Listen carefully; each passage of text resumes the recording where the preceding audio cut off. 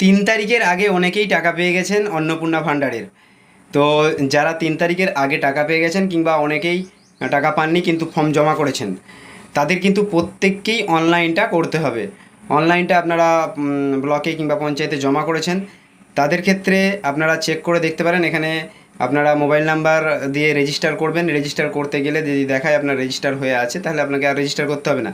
কিন্তু এখানে একটা বড় পয়েন্ট দিয়ে রেখেছে, যেটা হচ্ছে আপনাদেরকে দেখাচ্ছি। দেখুন এখানে এই যে সিটিজেন আর ফ্যামিলি লগ ইন, এখানে আপনারা যখনই লগ ইন করতে যাবেন, এখানে দেখুন দেয়া আছে citizens who have successfully applied on 3/6/2026 are requested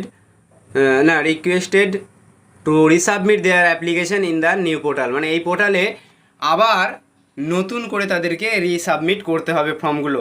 যারা টাকা পেয়ে গেছেন কিংবা যাদের অনলাইন রেজিস্টার হয়ে গেছে, তাদেরকে প্রত্যেকে কিন্তু আবার রিসাবমিট করতে হবে। আপনারা আপনাদের ফোন থেকে লগ ইন করে এই পোর্টালে গিয়ে আপনাদেরকে রেজিস্টার করতে হবে।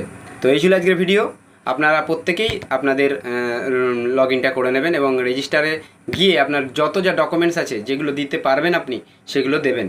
যেগুলো ম্যান্ডেটরি হচ্ছে আধার আর ভোটার।